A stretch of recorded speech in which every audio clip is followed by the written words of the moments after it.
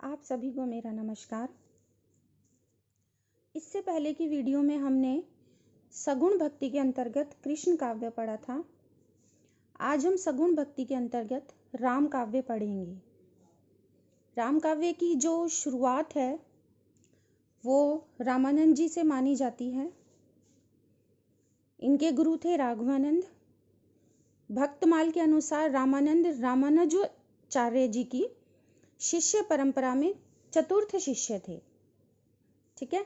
रामानंद ने रामावत एक संप्रदाय का प्रवर्तन किया था जो आगे चलकर श्री संप्रदाय में मिल गया था। और ये श्री संप्रदाय किसका था?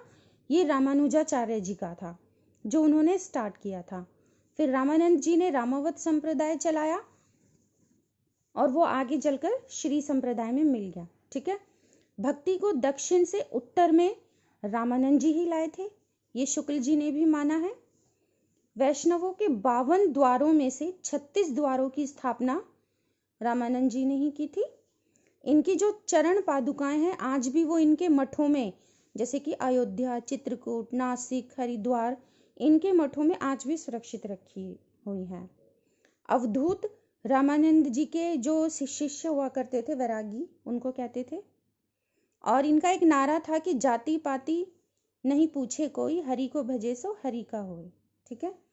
इनकी रचनाएं थी जो बहुत फेमस थी, वो थी वैष्णव मताब्द भास्कर, संस्कृत में थी। इसमें रामानंद जी के शिष्य है सुरानंद। उसने रामानंद जी से 9 प्रकार के प्रश्न पूछे थे, तो उस प्रश्नों के उत्तर उन्होंने इसमें दिए हैं। फिर है रामार्चन पद्धति। इसमें रामानंद जी ने अपनी पूरी गुरु परंपरा दी है। हजारी प्रसाद द्विवेदी जी ने इन्हें आकाश धर्मा कहा है, यानी कि धर्मगुरु। और रामानंद ने काशी में वैरागी दल का भी गठन किया था। वैरागी परंपरा की एक शाखा, तपसी शाखा भी कहलाई थी। और कहा जाता है कि रामानंद जी ने ही हनुमान जी की आरती भी लिखी थी। इसी श्रृंखला में हमारे नेक्स्ट आते हैं कृष्ण पहरी। कृष्ण पहरी जो थे, इनके गुरु अंतानंद थे। ठीक है।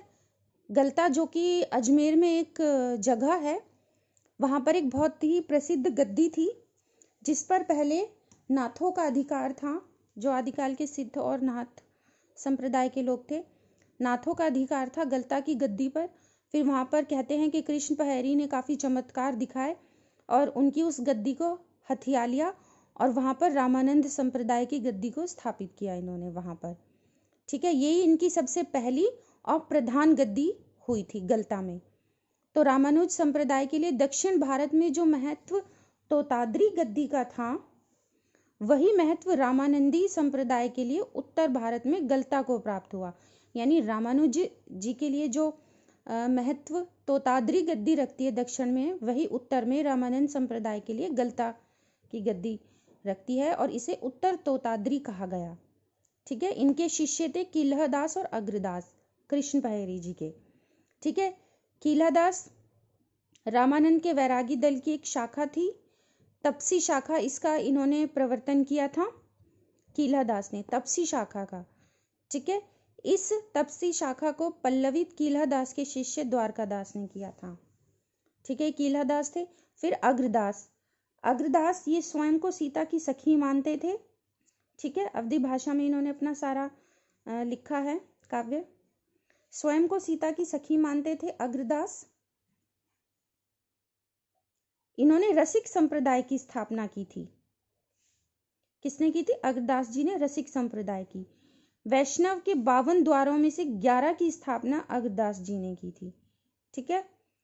रेवासा, यानी जयपुर के पास कोई जगह है रेवासा, वहां पर इन्होंने अपनी प्रधान गद्दी स्थापित की थी। और रसिक संप्रदाय में से 2 और संप्रदाय बने थे। जो रसिक संप्रदाय अग्रदास जी ने शुरू किया था, इसमें से ही 2 छोटे छोटे से संप्रदाय निकले थे, जो थे स्वसुखी संप्रदाय। इंपॉर्टेंट है ये स्वसुखी संप्रदाय, जो कि महंत रामचरण दास जी ने जिसको शुरू किया था। ठीक है। इसका प्रवर्तन किया था इन्होंने पति पत्नी भाव की उपासना चलाई थी।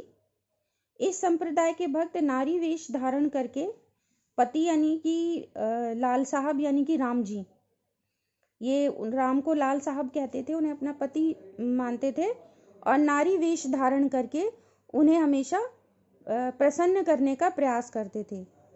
सीता को ये अपनी सौतन मानते थे।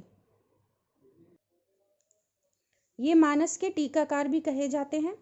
इसी में दूसरा था स्वसुखी के बाद तत्व सुखी संप्रदाय। ये जीवाराम जी ने चलाया था। इनका उपासक नाम युगल प्रिय था। इन्होंने पति पत्नी के भाव के स्थान पर सखी भाव रखा था। इसी श्रृंखला में हमारे नेक्स्ट आते हैं नाभादास। ये बहुत मोस्ट इंपॉर्टेंट है नाभादास। इनका वास्तविक नाम था स्वामी हरिदास नाभा। इनके गुरु थे अग्रदास। अग्रदास की मृत्यु के पश्चात रेवासा की गद्दी के ये आचार्य बने थे नाभादास। नाभादास जी ने भक्तमाल नामक एक बहुत ही महत्वपूर्ण ग्रंथ लिखा है, ठीक है, अवधी भाषा में 1596 ईस्वी में। भक्तमाल में इन्होंने नाभादास जी ने किया है अपने पूर्ववर्ती और अपने समकालीन, यानी कि अपने से पहले की जितने भी लेखक थे वो और जो इनके समकालीन थे वो, ऐसे कम से कम 200 भक्तों का इन्होंने वर्णन किया है भक्तमाल में, ठीक है। और वैष्णव भक्ति के अध्ययन के लिए कृति बहुत ही मोस्ट इम्पॉर्टेंट मानी जाती है। वल्लभाचार्य के शिष्यों का भी वृतांत इसमें मिलता है। जो 4 शिष्य वल्लभाचार्य जी के थे उनका वृतांत भी इसमें मिलता है। अष्टायाम, इन्होंने अष्टायाम लिखी है। राम की दिनचर्या का वर्णन है ब्रज भाषा गद्य में। तो ये थे हमारे सारे सगुण भक्ति के अंतर्गत थोड़े संप्रदाय और थोड़े कवि। इनमें जो मोस्ट इम्पॉर्टेंट आते हैं वो हैं तुलसीदास, जिनका कि अध्ययन हम नेक्स्ट वीडियो में करेंगे। तब तक के लिए आप मेरी वीडियो को लाइक कीजिए और मेरे चैनल को सब्सक्राइब कीजिए। धन्यवाद।